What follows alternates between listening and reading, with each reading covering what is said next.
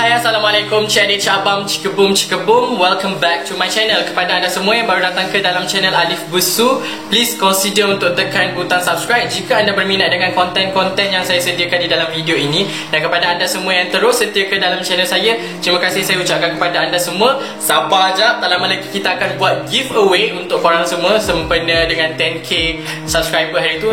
Tapi belum jawab lagi Q&A hari tu.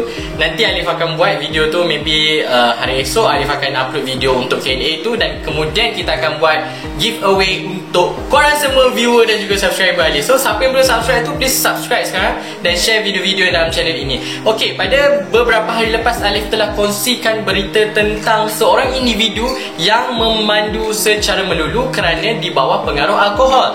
Dan tak sampai seminggu pun, dalam beberapa hari je, ada lagi satu kisah ataupun satu berita yang menyayat hati, di mana seorang pemandu mabuk yang membawa kereta melawan arus telah pun merempuh kereta yang lain dan menyebabkan kematian seorang lelaki. Alif akan bacakan berita pendek yang disiarkan oleh Malaysia Gazette. Sebelum itu, baik korang tengok dulu video yang Alif kongsikan kepada korang semua, supaya korang boleh tahu dengan lebih jelaslah apa yang terjadi.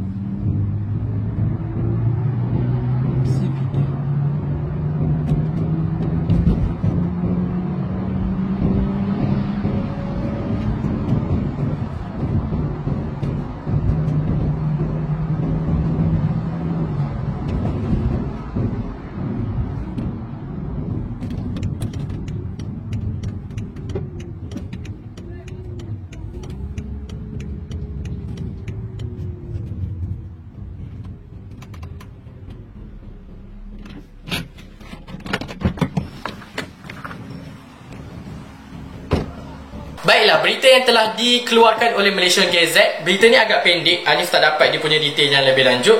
Dia punya kepala berita adalah lelaki maut dirempuh pemandu lawan arus dipercayai mabuk. Kuala Lumpur, seorang lelaki maut selepas kenderaannya dirempuh kereta melawan arus dipandung lelaki dipercayai di bawah pengaruh alkohol di Jalan Pintasan Kuantan malam tadi. Suspek yang dipercayai memandu melawan arus sejauh 7 km sebelum merempuh kereta mangsa telah berjaya ditahan oleh pihak polis.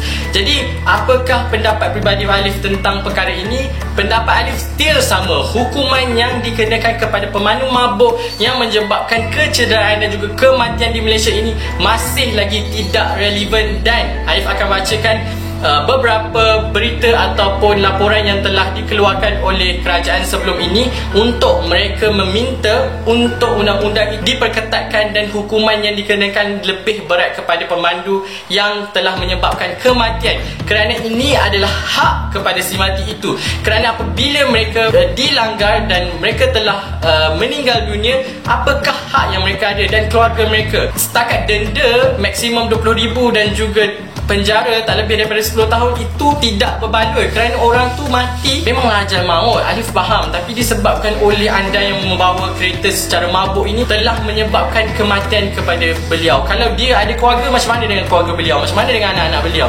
Tak pasal-pasal je disebabkan meninggal disebabkan oleh pemandu mabuk yang membawa kereta secara apa yang sebelum ini menteri-menteri sebelum ini pernah nyatakan kepada media, berita harian pemandu mabuk sebabkan kematian bakal dipenjara 20 tahun, denda maksimum 100,000.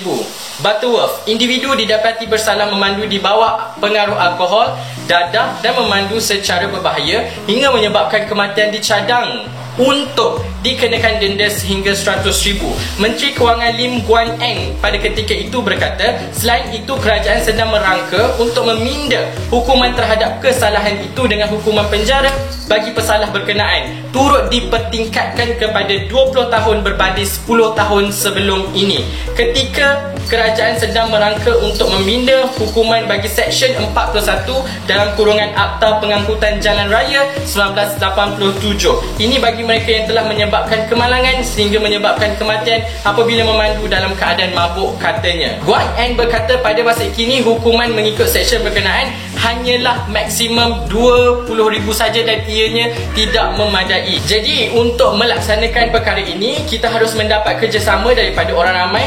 Sungguh pun kadar sebenar sudah menurun. Kita harap kita dapat mengurangkan lagi kadar kematian disebabkan oleh pemandu mabuk ini di Malaysia. Kita tidak mahu lihat hampir 7,000 nyawa terkorban setiap tahun akibat kemalangan jalan raya, katanya. Terdahulu, Lim Guan Eng juga ahli Parlimen Bahagian meluangkan masa menyantuni 5 beradik yang juga mangsa kepada pemandu mabuk yang telah merempuh bapanya sebelum ini. Ini kisah yang sebelum ini.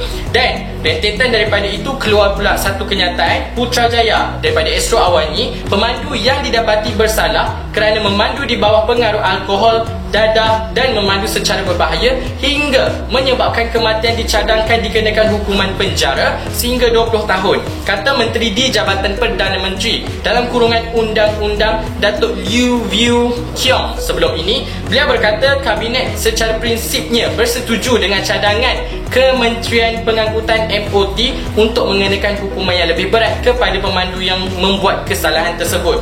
Saya serahkan kepada MOT untuk ambil langkah menggubal undang-undang di Dewan Rakyat. Mereka yang cuai atau mabuk kenalah ambil tanggungjawab dan pastikan diberi hukuman setimpal sekiranya didapati bersalah. Katanya kepada media selepas Majlis Amanat Tahun Baru 2020, Menteri di Jabatan Perdana Menteri Undang-Undang di sini pada Khamis lalu. Pada 29 hari bulan Januari yang lalu, Menteri Pengangkutan Anthony Luke berkata Akta Pengangkutan Jalan APJ 1987 akan dipinda untuk memberi hukuman lebih berat kepada mereka yang memandu di bawah pengaruh alkohol dan dadah serta memandu secara berbahaya hingga mengakibatkan kematian. Luke dilaporkan berkata ia melibatkan pindaan seksyen di bawah APJ 1987 iaitu seksyen 41, 44 dan 45. Pada masa ini, pesalah jalan raya yang memandu secara berbahaya dan di bawah pengaruh alkohol dikenakan hukuman mengikut seksyen 41 dalam kurungan 1 APJ 1987 yang memperuntukkan hukuman penjara maksimum 2 tahun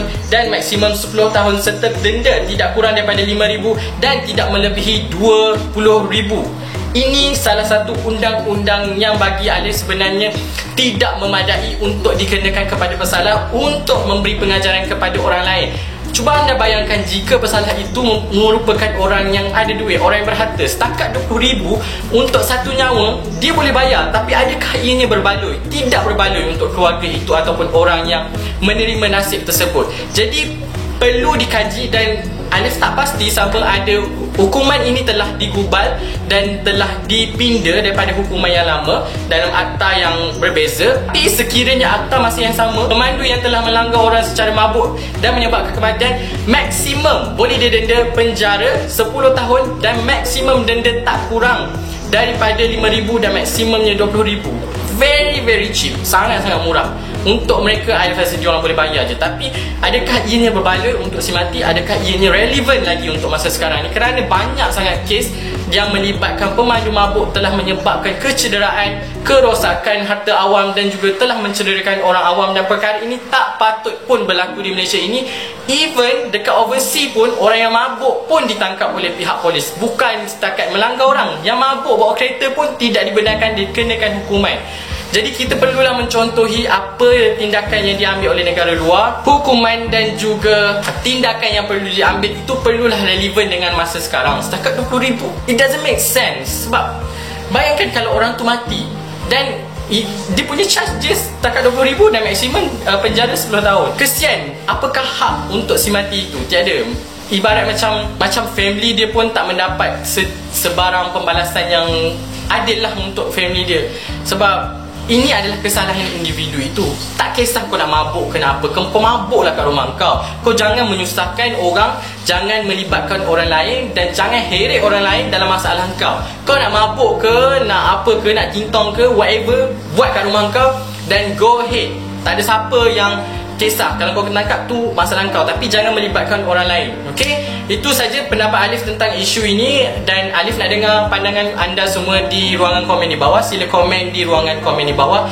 Dan ini adalah isu kedua dalam minggu yang sama, dan Alif tak rasa ianya satu benda yang kecil. Kita perlu melihat aspek ini daripada sudut masyarakat itu sendiri. Apakah impaknya kepada masyarakat? Jika hukuman itu terlalu ringan, masyarakat tak takut.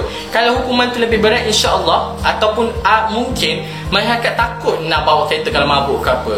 Okey, setakat itu saja. Jangan lupa share video ni sekiranya anda rasa video ini bermanfaat dan memberi ilmu kepada anda semua. Dan keep continuing support channel ni. Dan setakat itu saja. Selamat Hari Raya, maaf zahir batin. Bye bye. Assalamualaikum.